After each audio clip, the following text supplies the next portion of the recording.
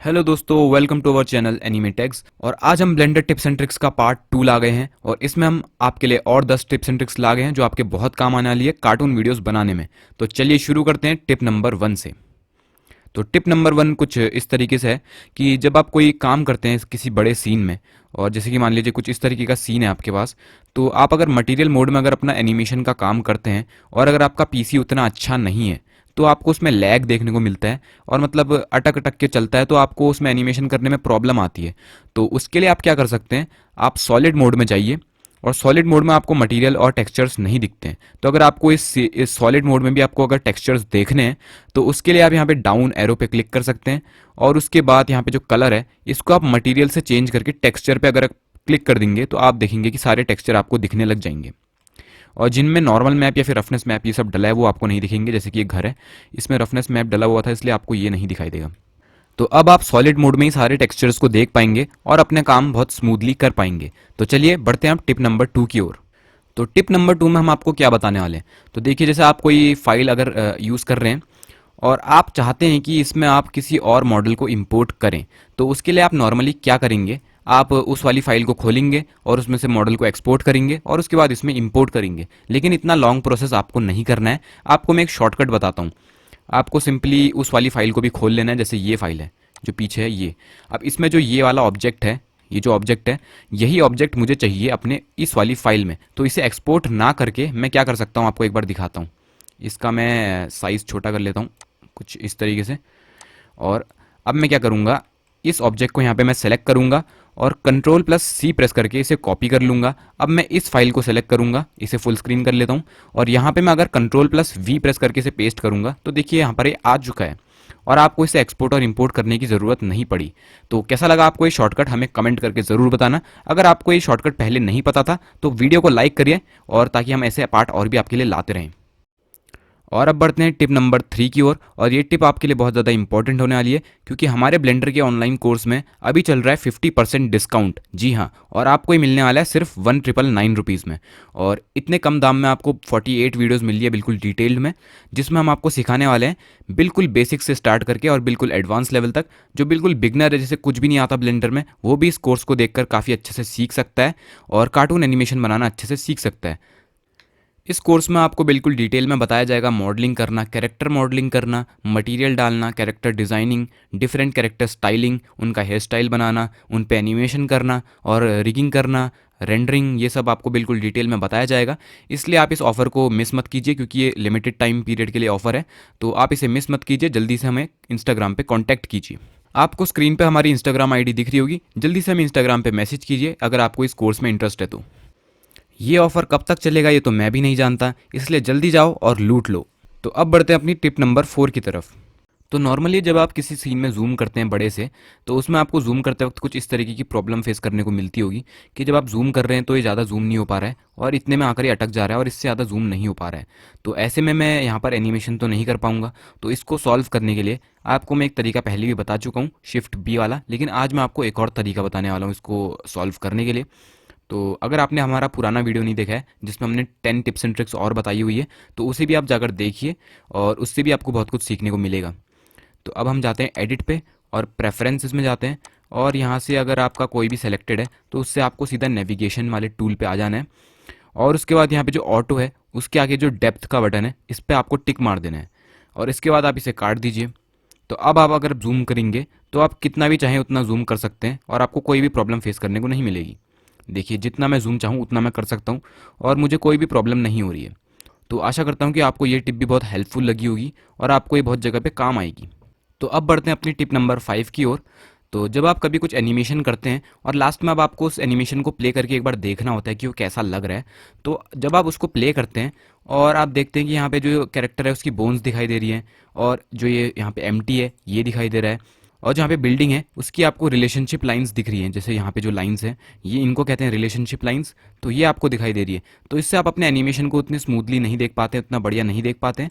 तो उसके लिए आप क्या करते हैं कि आप सिंपली यहाँ पे जो ओवरले का बटन है अगर आप इसको ऑफ कर देंगे तो आपको जो सारी बोन्स वगैरह हैं सब गायब हो जाएंगी और अब आप सिंपली स्मूथली अपना एनिमेशन प्ले करके देख सकते हैं और आपको कोई भी प्रॉब्लम नहीं मिलेगी। और फिर उसके बाद अगर आप अपना ओवरले वाले बटन को वापस ऑन कर देंगे तो आपको वापस से इनकी बोन्स दिखाई देने लग जाएगी और सब आप काम अपना दोबारा से स्टार्ट कर सकते हैं।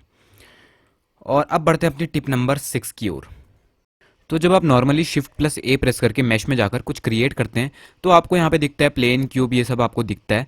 लेकिन अगर आप एडिट में जाएंगे और प्रेफरेंसेस में जाएंगे और एडॉन्स में जाकर यहाँ पे अगर आप सर्च करेंगे एक्स्ट्रा ऑब्जेक्ट, और यहाँ पर जो ऐड मैश एक्स्ट्रा ऑब्जेक्ट है, ध्यान रखिए ऐड कर्व नहीं, ऐड मैश एक्स्ट्रा ऑब्जेक्ट जो है उस पर आपको टिक लगा देना है।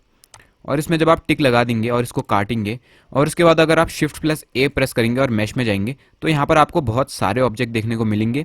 जैसे आपको यहाँ पे पहले से इतने ही मिलते थे, अब आपको मिलेंगे यहाँ पे rock generator, single word, round cube, torus object, math function, gears, pipe joint, ये सब आपको देखने को मिलेगा। और देखिए यहाँ पे मैं एक डायमंड को क्रिएट कर लेता हूँ। तो अब आप देखेंगे कि यहाँ पे एक डायमंड आ चुका है और कुछ इस तरीके का शेप लग रहा है।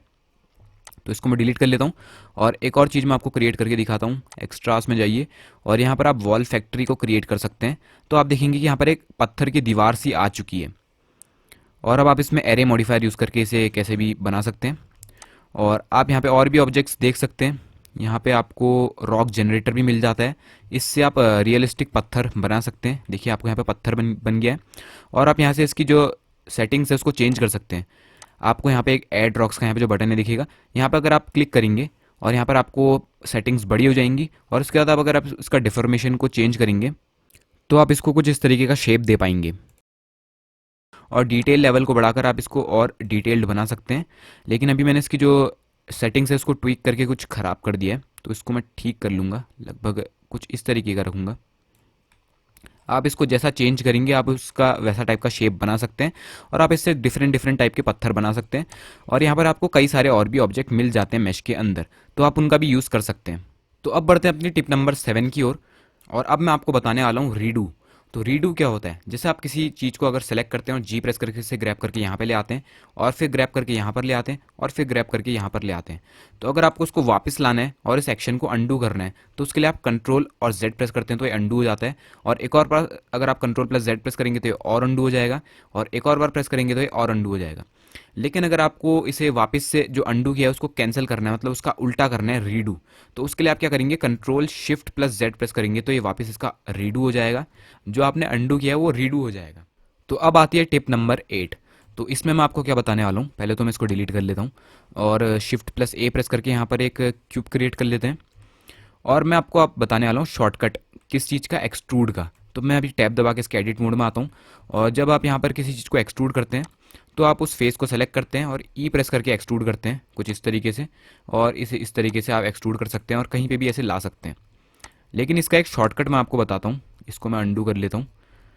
अभी मैं फ्रंट व्यू में आ जाता हूँ और इसके बाद मैं क्या करूँगा कि अगर मैं इस फेस को सेलेक्ट करूँगा और कंट्रोल होल्ड कर लूँगा, अभी मैंने यहाँ पे कंट्रोल वाला जो बटन है उसको होल्ड किया हुआ है, और अब मैं लेफ्ट क्लिक को जहाँ पे प्रेस करूँगा वहाँ पे एक्सट्रूड होकर आ जाएगा। जैसे मैं यहाँ पर लेफ्ट क्लिक प्रेस करूँगा तो यहाँ पर आ गया, उसके बाद मैं यहाँ पर क्लिक करूँगा तो यहाँ पर आ जाएगा, और उसके बाद अगर मैं यहाँ पर क्लिक करूँगा कंट्रोल होल्ड करके तो यहाँ पर आ जाएगा। और इस तरीके से आप जहाँ पे चाहे वहाँ पर एक्सट्रूड कर सकते हैं और कैसा भी आप इसको शेप दे सकते हैं। तो क्या आपको एक्सट्रूड का ये शॉर्टकट पता था? हमें कमेंट करके ज़रूर बताना। तो अब आती है टिप नंबर 9। तो उसके लिए मैं पहले इसको डिलीट कर लेता हूँ और अब मैं यहाँ पर एक क्यूब क्रिएट कर लेता हूँ और उसी में आपको ये ट्रिक करके बताऊँगा। और इसको मैं एक्स एक्सिस में थोड़ा लंबा कर लेता हूँ। तो अगर आप चाहते हैं कि इस क्यूब को आपको थोड़ा सा कर्व बनाना है, कि अभी ये पूरा स्ट्रेट है, आप चाहते हैं कि ये कुछ, आपको टॉप व्यू में दिखाता हूँ, कि अगर आप चाहते हैं कि यहाँ से ये क्यूब जो है वो ऐसे कर्व होता हुआ ऐसे आए, तो उसके लिए आप क्या कर सकते हैं, तो वो मैं आपको बताने वाला हूँ। तो ये एक मॉडलिंग टिप आप इसको कह सकते हैं कि आपको मॉडलिंग में हेल्प करेगी। तो आप टैब दबा के एडिट मोड में आ जाइए और उसके बाद आप क्या करेंगे कि आप कंट्रोल प्लस आर प्रेस करके बीच में एक लूप कर दे सकते हैं, और उसके बाद आप क्या करेंगे, जी और वाई प्रेस करके इसे ऐसे खिसका लेते हैं। लेकिन अभी आप सोचेंगे कि ये कर्व जैसा तो लग नहीं रहा है क्योंकि ये बिल्कुल शार्प एज वाला हो चुका है और मतलब बिल्कुल शार्प लग रहा है। तो इसको स्मूथ करने के लिए आप क्या कर सकते हैं, मैं आपको बताता हूँ कि अभी जो आपका लूप है वो सिलेक्टेड है।